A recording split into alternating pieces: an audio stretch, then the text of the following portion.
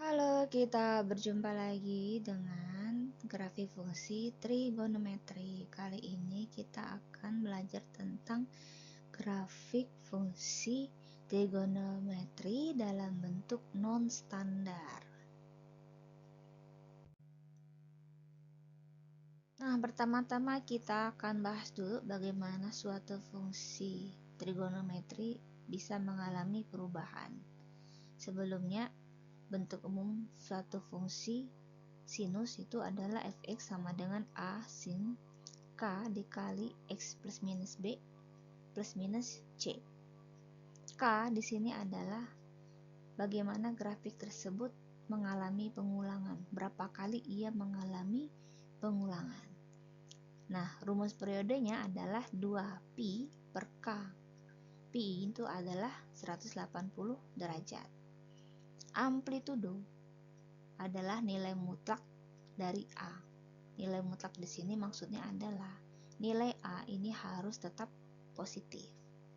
Sedangkan nilai maksimumnya adalah nilai mutlak A ditambah C, dan nilai minimumnya adalah minus dari nilai mutlak A ditambah C. Di mana B ini biasanya dalam bentuk sudut yang menandakan bahwa grafik tersebut bergeser ke kanan atau ke kiri. Jika B-nya minus berarti bergeser ke kanan, kalau positif berarti ke kiri. Dan C ini menandakan bahwa grafik tersebut, kurvanya, bergeser ke atas atau ke bawah. Kalau C-nya positif berarti bergeser ke atas, kalau C-nya negatif berarti bergeser ke bawah. Kita lihat. Jika kita punya suatu grafik fungsi sinus yang merupakan standarnya, yaitu Y sama dengan sin X, seperti ini, bisa kita lihat periodenya adalah dalam satu bukit dan satu lembah 360 derajat. Amplitudonya 1 ya. Begitu juga dengan nilai maksimum dan minimumnya adalah 1 dan min 1. Kemudian kita akan buat jadi Y sama dengan sin 2X seperti ini. Nah, bisa kita lihat bahwa sepanjang 360 derajat ini fungsinya mengalami 2 kali pengulangan ya, di mana bukit dan lembahnya berhenti di 180 derajat, kemudian mengulang lagi di titik 180 ke 360. Artinya periodenya berubah menjadi 180 derajat, pas di mana ia mengalami pengulangan. Lalu kita buat lagi menjadi 3 sin 2x. Nah, di sini yang mengalami perubahan jelas adalah amplitudonya ya, yaitu suatu angka yang bertambah di depan sin 2x ini menjadi pengalinya.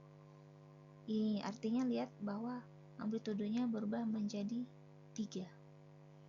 Demikian juga nilai maksimumnya menjadi 3 dan nilai minimumnya menjadi min 3.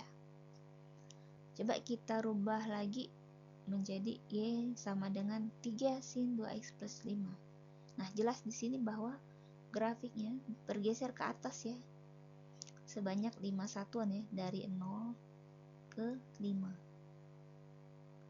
Nah, otomatis amplitudonya juga ya, amplitudonya tetap 3 ya, dari 5 ke 8 ini adalah 3, tapi nilai maksimumnya berubah. Nilai maksimumnya adalah 8 dan nilai minimumnya adalah 2. Nah, begitulah kira-kira bagaimana suatu fungsi trigonometri bisa berubah. Hal ini bisa juga berlaku terhadap fungsi kosinus dan juga fungsi tangen. Tetapi ingat, dalam tangen tidak ada amplitudo, tidak ada nilai maksimum, dan tidak ada nilai minimum. Coba kita bahas untuk perubahan dari fungsi sinus dan kosinus melalui bentuk persamaannya seperti ini ya. Contoh, tentukan periode, amplitudo, nilai minimum dan nilai maksimum dari fungsi ini yang kita gambar tadi ya.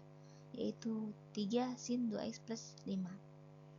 Nah ini kita modif dulu, jadi fx sama dengan 3 sin 2 dikali x plus 0 plus 5 ya, supaya bentuknya mirip sama ini ya, dimana bisa kita lihat k nya itu adalah 2, kemudian a nya adalah 3, lalu b nya 0 ya, karena tidak ada sudutnya yang bertambah di sini, berarti ia tidak akan bergeser ke kiri atau ke kanan.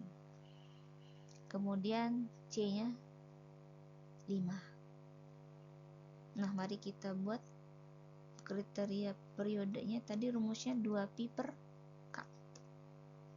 Nah 2pi per k, k nya adalah 2, berarti 2pi per 2, maka periodenya adalah pi, yaitu 180 derajat. Tadi sudah kita lihat di gambar, memang benar bahwa periodenya menjadi 180 derajat.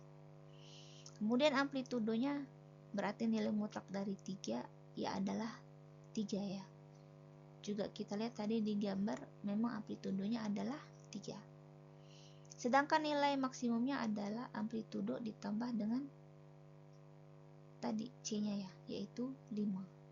3 tambah 5 adalah 8, dan nilai minumnya min 3 tambah 5 sama dengan 2. Nah memang tadi kita juga lihat di sebelumnya grafiknya bahwa nilai maksimumnya menjadi 8 dan nilai minimumnya menjadi 2. Untuk fungsi tangen, bentuk umumnya itu sama. Yang membedakan adalah periodenya ya, dimana periodenya adalah pi per k. Coba kita lihat contohnya. Tentukan periode dari 3 tan 2 dikali x plus 15 derajat plus 2. Nah di sini ada 15 derajat yang merupakan b, artinya fungsi ini bergeser dari fungsi aslinya, yaitu y sama dengan tangen x, ke